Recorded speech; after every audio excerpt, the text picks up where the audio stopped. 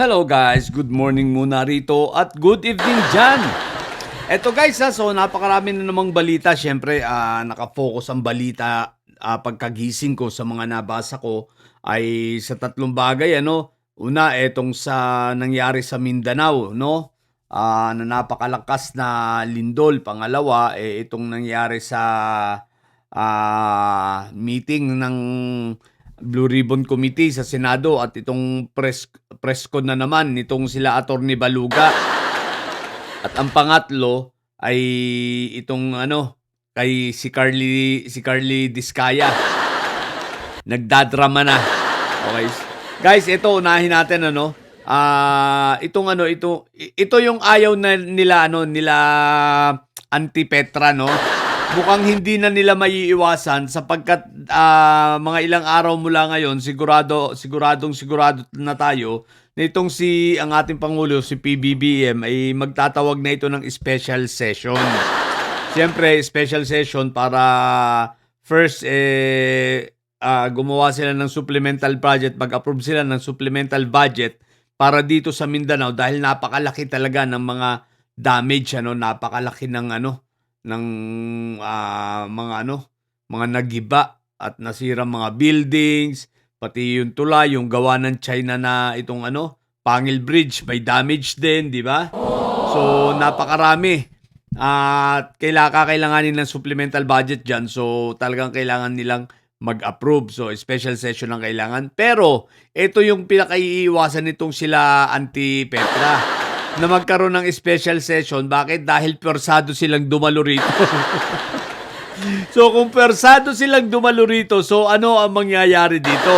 Aside from itong sa mag-a-approve sila ng supplemental budget, syempre, ang tanong, sino ang uupo? Pipilitin ba ni Anti-Petra na siyang umupo dun sa seat ng presidency? So, ibig sabihin, most likely, masesettle dito ang issue ng Senate presidency. Baka doon pa lang ay bigla silang magbotohan. At magka-count sila, syempre, magkakaroon sila ng botohan doon.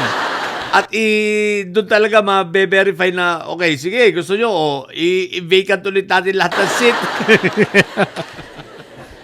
Kumbaga kahit mag-back to zero sila ron, 'di ba? Laglag na itong grupo ni Anti-Petra dahil wala talaga na silang numero.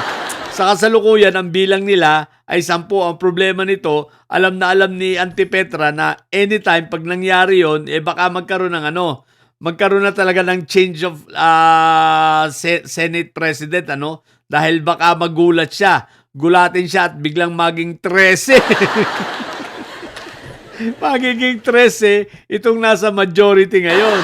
So yan ang kinatatakutan nitong si Anti-Petra, no? Hindi na yan nag-iisip ng malasakit pa para sa sambayanan. Wala yan. Hindi yan nag-iisip ang grupo ni Anti-Petra, no? So kala ko nabanggit ko Marco Tae. So hindi na yan nag-iisip ang mga yan, walang pakialam yan. Ang importante sa kanila yung sarili lang nilang selfish objective, yung selfish goal nila na manatili. Ang problema, hindi na mangyayari dahil wala na nga silang bilang. Dahil ang bilang ngayon ay 12-10, kung may lilipat pang isa, baka gulatin tayo nitong si Joel Islulong o kung sino pa man, itong Villar, magiging 13 or 14 na, di ba? So, sa madaling salita, talagang papatalsik siya. Okay? Kaya iniiwasan niya yung bagay na yan. Okay? So, yung pangalawa nga, etong napakalaking mga damage, So, ang gobyerno, ang Pangulo naman, talagang umaksyon agad. At karugtong nga ito na yun, kailangan ng budget, supplemental budget, talagang kailangan ipasa ng Kongreso. Ang tanong ko lang, pagpunta kaya sa ibang bahagi ng Mindanao, sa Jensan, alam mo, nire-respeto ang ating Pangulo dyan. Ang tanong ko lang lagi, pagdating kaya sa Davao City, total, kasi meron diyang 80% dati ng mga siraulo, no? Yung mga didilis, ang tanong, ganun pa rin kaya sila, walang respeto? Di ba? Tingnan lang natin, di ba? Na-content ko na yan, so abangan lang natin. Pero talagang do'n sa mga namatay, sa mga casualties ano, so nakikiramay po kami sa mga casualties dito sa ano, sa nangyaring napakalakas na lindol sa Mindanao. So, nadadamay kayo dahil Mindanao, mukhang nadadamay na kayo dahil sa ano, sa kagaguhan ng mga taga Davao City sa pagiging siraulo, no? Mukhang idinadamay na kayo, ah. Isipin nyo, grabe yung mga dilubyo yung sunod-sunod na dumarating sa inyo dyan. Baha, dilubyo, what the heck. Anyway, mag-ingat at magdasal. Yun lang po. Okay, sa pangatlo, si Carly Diskaya ay nagdadrama. Nagdadrama na, no? Tama ba? Oo, tama. Si Carly Diskaya nagdadrama. At sumulat-sulat pa na nabubusalan na naman daw siya. Hoy, Carly Diskaya, tanga, sisihin mo si Marco Tae na ibalik sa'yo yung ibinayad mo. Wala ka kwenta-kwenta. Hindi tumalabang ang mga style niya. Sayang lang yung bayad mo kay Marco Tae. Sipin mo siningil-singil ka tapos hindi ka naman pala kayang palabasin. Sipin mo 9 na buwan kang nakulong sa Senado. Pagkalabas, dire-diretso na sa RTC Nobel. O, di ba ka? O, yan. O, kaya sigilin mo si Marco Tae. Kaya pala, napanood ko sa, may interview na naman si Mike Diferencia. May madadagdag daw sa 18 kargador. Marites na kargador. Ewan ko sa mga ito, pabago-bago lang statements. Nakakailan na kaya. Kaya lang, tinanggal nga nila si Mother Solar, pero si Villar hindi. Ibig sabihin, si Villar tumanggap pa rin ng maleta. Ibig sabihin, hindi nagkamali. Hintay natin. Paano kaya nila sasabihin naman na si Villar ay nagkamali din sila? Tatanga-tanga itong mga to. Hindi pa sinama si Villar sa nagkamali sila, no? Talagang si Loren.